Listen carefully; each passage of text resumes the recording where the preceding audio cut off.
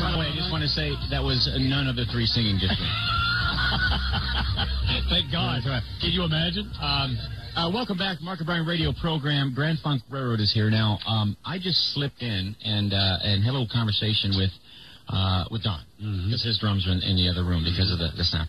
And you didn't want to make him feel left out. Well, that and also, I tried to get you guys together about 5 or 6 years ago for a birthday show. I was planning for Mark. We planned birthday shows for each other, and you were all over the globe and separated at that time, and it was just impossible to get you together.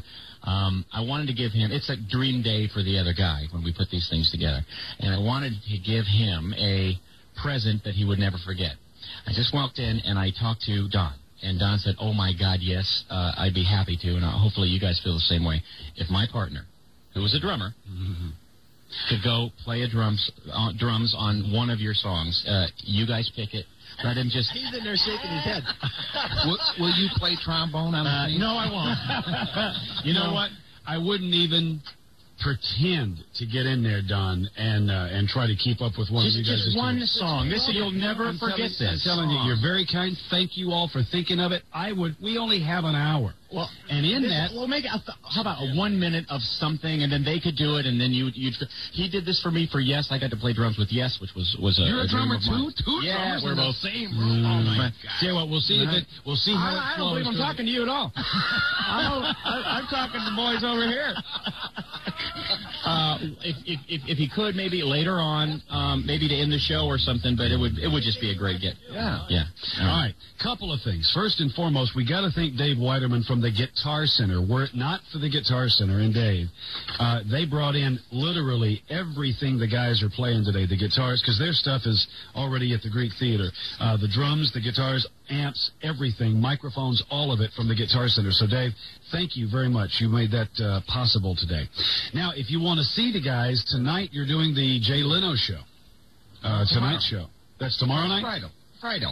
Yeah, Friday. So you do the Tonight Show, then you come to the Greek. But don't worry, he'll be sitting in front of his TV starting today waiting for it. So he doesn't really be sure. He has no concept of time. I know we are going to get, I don't today, boys. Time, space, and dimension. I just know that this is going to be over in 35 minutes. We got to pack it all in. We have a lot of people on the phone that want to talk to you. But now, I was reading in one of the bios about this particular album. You guys toured relentlessly. Yes. And this particular album, Closer to Home, you were kind of writing it on the road, and you guys went in and cranked it out fairly quickly. But one of the things that the critics talked about, if there was such a thing as, and again, Mel, you're going to have to calm down, buddy. I can't get the tape off, man. If there is such a thing as respect, the critics did say that your writing started to mature around this album. Yeah, we were 21 then? Wow. Our third album, yeah, we had turned 21 by then. Two of us did. 21 by then. Two of us did. Yeah, actually, we were spending 2 weeks in the studio then to do an album rather than one week. You know? Yeah. So that's The mix and everything. I mean, the final mix. All right, now, in the studio in those days, didn't you guys, I mean, how much of it was tracking, or did you guys go in and lay it down all at one time? Oh, yeah. All at one time. It was pretty on live. an 8-track. Yeah, it was pretty live. I mean, we'd go back and put some vocals on and stuff, but really the tracks and the lead vocal and that kind of stuff were all done at the same time. But even Mark used to play lead guitar at the same time, and then go back to really make it sound like a three-piece. You know, and then go back and maybe put a little rhythm guitar on it. But I mean, we would go for a live sound and in the studio. And take the mistakes too if it felt. Oh yeah, if it felt good. Forget it. Wow. Who wrote the songs? You all wrote together?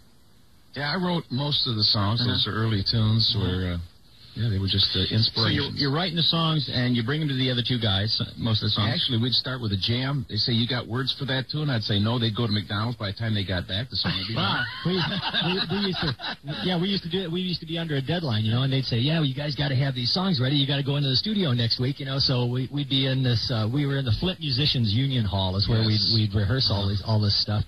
And Flint, Michigan. Frank Geiger. Good old Flint, Michigan. Frank Geiger. Oh. And, you know, and Mark would come in, you know, and he wouldn't have anything new, and we'd say, Mark, we got it, you know, Mel and I are going to McDonald's. What do you want? When we come back, have a song done.